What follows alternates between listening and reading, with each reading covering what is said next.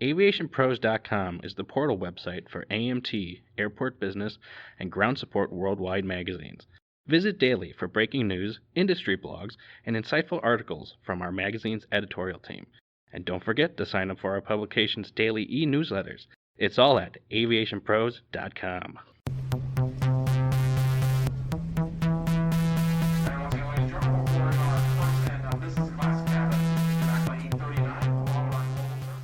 Hello, everyone, and welcome to another edition of the Aviation Pros podcast. I'm Joe Petrie, Editor-in-Chief for Airport Business. Lacy has established itself as a leader in sustainability efforts in recent years among FBOs. The company has pushed aggressive efforts to provide sustainable practice and infrastructure in its business plans with the goal of being a leader within the industry. The company recently saw its efforts recognized by earning NBAA's Sustainable Flight Department Accreditation, making it the first of its kind to earn the distinction. I recently had the opportunity to speak with Scott Cutshall, Lacy's President of Real Estate and Sustainability, about the company's efforts and what the future has in store as it looks forward to the future of sustainability. Well, Scott, thank you very much for taking the time to speak with me today. Obviously, sustainability in aviation is a very big topic. It's something that we're all trying to deal with, and how do we solve going forward in the industry. And Lacy was recently recognized for its commitment to sustainability from NBAA with its Sustainable Flight Department Accreditation. Can you share a little of what the specific steps and innovations the company implemented to achieve this standard? Absolutely. In order to pursue this standard, an organization has to first have a sustainability program, a clearly defined program with clearly defined goals and tactics to achieve those goals. And so it starts with really corporate values, right? What are your corporate values? And for us, strive for excellence, thoughtfully better, do the right thing are our three corporate values. And then it moves on to setting clear and realistic goals that are financially viable. I always bring that up to people. If you're setting environmental or social goals, they need to be financially viable for the company in order to be long-lasting and effective. And so as we start to get into the goals, our first one was just to take measurement. What are our current emissions?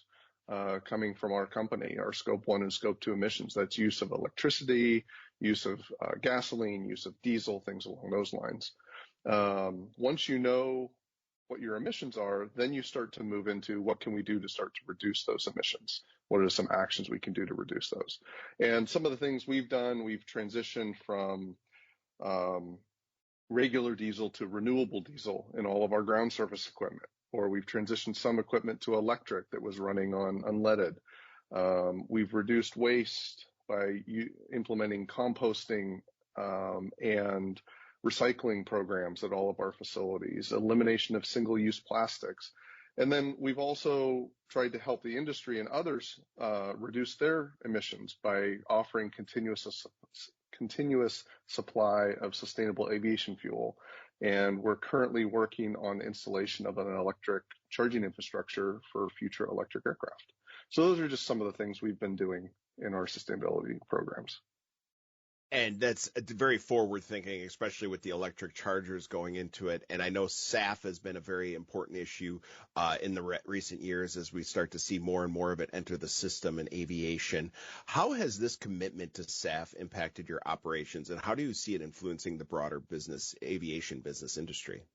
Yeah, I think it's had a very positive impact on operations from the perspective that there's a lot of focus on aviation in general, worldwide aviation industry, and even more specifically on the business jet community to take action about our emissions, right? And you've seen the Climbing Fast initiatives from the associations that are very effective. And SAF is a key element to achieving many of the goals that the industry has set out. So in order to achieve those goals, somebody has to provide SAF on a continuous basis. Lacy Aviation is fortunate enough to have 2 FBOs in Southern California within 60 miles of one of the 2 SAF producers in the world.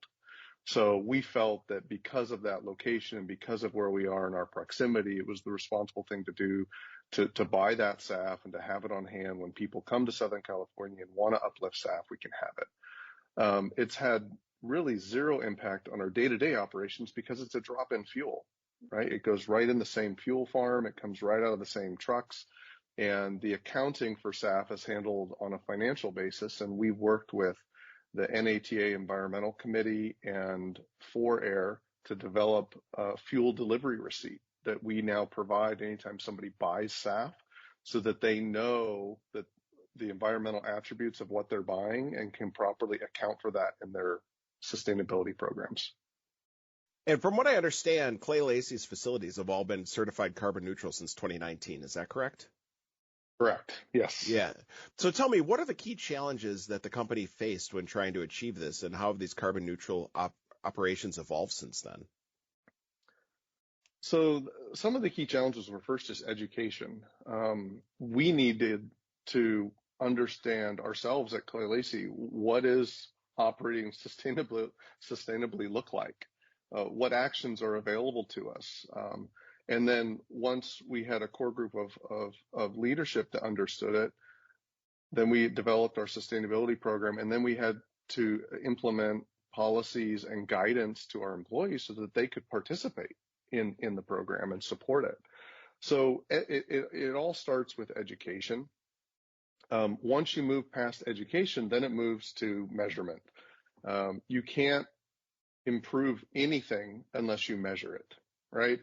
If you want to lose weight, what's the first thing you're going to do? You're going to step on a scale and find out what you weigh today, and then you start taking action to eat right and do those things, and then you get on a scale again to see if you've made progress. It's the same concept with sustainability. So at the end of 2019, we took our baseline of all of our Scope 1 and Scope 2 emissions. We worked with expert partners, World Fuel Connect and 4Air are two sustainability partners of ours that they're sustainability experts, we're aviation experts. So we worked with them to identify our goals and our tactics to achieve those goals. And then we just started implementing processes and procedures to get there. I can't emphasize this part enough, though. Sustainability for Clay Lacy Aviation is not a political movement. It's not motivated by anything political. It's motivated by, basically, we need to take action to protect our industry from attacks, right? And the other thing is, if we can do something to start to use less and create less emissions now, why wouldn't somebody want to do that? That just seems like a smart thing to do, right? And so, and you have to hold environmental sustainability in balance. Sustainable actions must be financially and operationally viable in order to be effective. I can't emphasize that enough. Absolutely. And it's great to see when you find the solutions that are able to work and, deliver on both ends of this. Now, this also seems, from what I understand, is it's not just it's a holistic approach that the company has taken. So tell me, how have your sustainability efforts integrated across all aspects of the business, from operations to infrastructure, besides just what you're offering to the industry as a whole? Our approach to sustainability, when we were learning about it back in 2019, we decided as a corporation we were going to take the triple bottom line approach. There's different ways to describe it. Some people call it people, planet, profit. Other people call it social, environmental, economic. However you describe it, you're holding all three things in equal tension, and you're implementing initiatives across all three spheres. And so as you approach those things, you start with, well, why are you doing this? Why is Clay Lacy doing any of this, right? And we have three very clear reasons. One, we want to prepare for future regulations. We believe there will be regulations. We want to be ready. We want to be proactive, not reactive. Number two, we believe it puts us in a competitive advantage. We run a business for profit. That's how we pay our employees. And we want to gain in competitive advantage. And there is a large and growing segment of our customers who care deeply about this and want to see companies that they do business with taking action. And then the third reason, the third why, is do the right thing. It's in line with our values. We just think it's the right thing to do. So as we move off that into the triple bottom line, in the environmental, it's pretty simple. Measure our emissions, measure our waste, take actions to reduce emissions and reduce waste. In the people segment, we specifically focused on pouring resources into growing our people, providing leadership training, providing career advancement, and then also attracting and fostering the next generation of aviation professionals into the industry. That's our social aspect. Those two things need to support the company financially, right? So any actions we take have to be financially viable. So that's the longer term, the more holistic strategy is triple bottom line and holding those three elements in tension. Talking about the competitive nature of the industry, I mean, the company is known for, its environmental practices, and now you're the first FBO to receive the Sustainable Flight Department Accreditation for infrastructure. Yep. Tell me, how do you see this as positioning the company in such a competitive market when it comes to business aviation? Well, when you talk about competitive, the first thing a lot of people talk about is attracting business and customers. But we're also in a very competitive environment for talent. And I would argue, I don't think I have to argue this. I think most people support, your people is your company, right? If you have good people doing good things, you're going to have a great company. And one thing we found is that by being proactive on these fronts, we are having people that want to work here because they want to be part of a company that is taking proactive measures. So it's really helped us on the recruiting side to attract really bright, really talented people that want to participate in what we're doing. So that's on the recruitment front. On the customer front, every day we're seeing new questions pop up from our customers on this subject. Do you provide reporting on this, this, and this? Can you give me reporting on my emissions over time? Are there things I can do to reduce my emissions? What is Lacy as our vendor doing to reduce your emissions so that you kind of check some boxes on our corporate sustainability program? So we're seeing the topic growing more and more with every passing year. And I want to go back to the mention of the electric aircraft charging infrastructure that you had mentioned before. Obviously, this is a very forward-thinking type of thing as we're starting to see this, concept become more of a reality in the market as more of these concepts are coming online. So how do you envision the adoption of electric aircraft reshaping the industry, and what role is Lacy going to play in supporting that transition? Let me start with kind of how we see our role. So as an FBO provider, our primary responsibility is when general aviation aircraft land at one of the airports where we have an FBO, we provide fuel and ground handling services, right? Electricity represents a new type of fuel for aviation.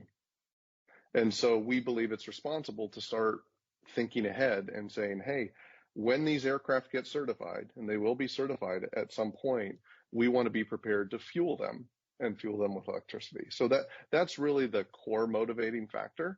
It's helping our industry grow by helping support the launch of an entirely new segment of our industry, which is electric, hybrid electric, all the different fuels and propulsions that are being studied. So that's where we see our role is enabling this new element of our industry to grow by having the infrastructure ready once the aircraft are certified. As far as the mission, we're not looking at operating these at this point. Our core focus is operating corporate business aircraft. But from my understanding and talking to a lot of the manufacturers and the people that are planning to operate these and learning about the infrastructure requirements, it's basically a 200 to 250 nautical mile and under mission, or think urban air transport. The AAM industry has been very vocal about launch markets. This isn't going to start in every city all at once. It will start in key markets and then grow from there. And so because we have two FBOs in one of the clearly defined launch markets, we feel that we have the ability to be at the forefront and provide this infrastructure and help this new industry get off the ground. And then once battery technology advances and batteries hopefully become lighter and more energy dense, hopefully the ranges will start growing from there. So the award from NBAA, there's only 8 companies worldwide that have received this level of accreditation. How do you see this achievement influencing other aviation organizations to adopt more sustainable practices? Our aim is to encourage and help more companies in the industry integrate sustainable practices for the benefits of our local communities and benefit of our industry as a whole. And we've always been very open with our plans and how we got there. We didn't figure this out on our own. We talked to a lot of really smart consultants and sustainability experts to help guide us, because again, we're what we know is aviation. We've had to learn sustainability. And so I've said every time I speak with somebody or talk with somebody, if you are interested in getting started in your flight department, in your FBO, in your aviation business, give me a call, give us a call. We're more than happy to share what we've learned along the way to make your path easier.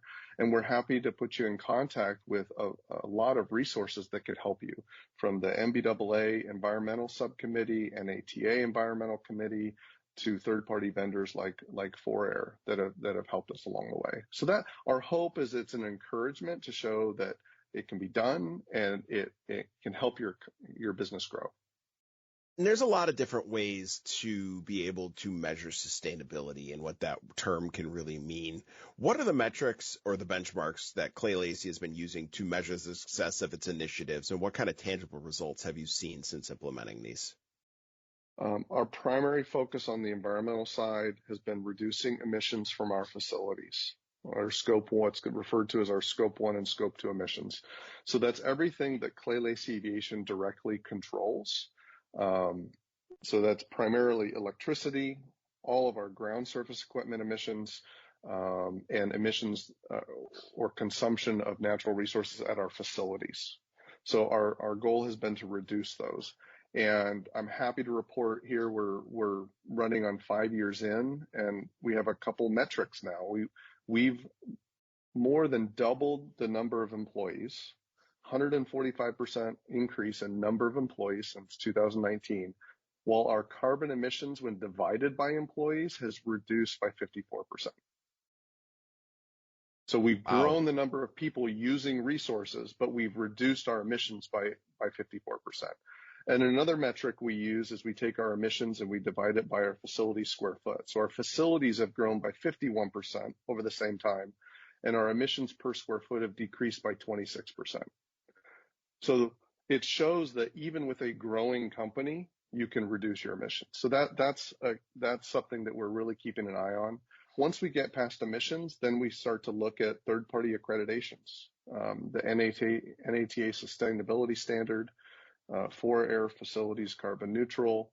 We've joined the EPA's Green Power Program, which requires a minimum of 1/3 of all electricity to be sourced from renewable sources. And we've just did our second audit in our California Green Certified business. So third-party audits is a good measurement to know that we're making progress. And then finally, I circle back to the social side, is recruiting. Are we being effective in recruiting, and are we being effective in encouraging people to get into this industry? And we feel that we're spending a lot of time and energy there, and it's working. It definitely sounds like it is by seeing that type of growth. So my last question for you today is, you've seen a lot of success in these efforts and sustainability efforts, and you're continuing to find different ways to improve. Looking ahead, what's next for Clay Lacy in terms of sustainability? Are there any projects or anything that we should be aware of that might be seen coming online soon? One project that we do have that's kicking off later this month is a long-awaited redevelopment of our FBO at our Orange County Airport in John Wayne Airport in Orange County, California, SNA. We are embarking on what will be the first ISI Envision Gold certified FBO in the world. And it's a standard that's not normally applied to FBOs. You hear a lot about LEED certified, but this was something that the County of Orange wanted to see as part of the redevelopment in Orange County. And so that's one project that's kicking off. Further continuing to increase our use of renewable electricity and looking for ways to further reduce emissions is another one. And then on the social side, because remember, we're always keeping everything in balance. We're getting ready to launch a number of new programs internally within the company to provide new manager training, manager development, mentorship, things along those lines, so that our employees feel that they are not only feel, but that they are receiving training to advance their careers and be more effective in their jobs. So that's a really big focus. Perfect. It's really exciting to hear all these new things coming online too, and that you guys are still continuing to move forward on this. Scott, it's been a pleasure talking about this topic today. I can't wait to see what the future holds. I'm looking forward to it as well. Thank you for having me. Thanks again for listening to today's podcast. To hear more from the most important leaders in the industry, check out our website, AviationPros.com. I'm Joe Petrie. We'll catch you next time.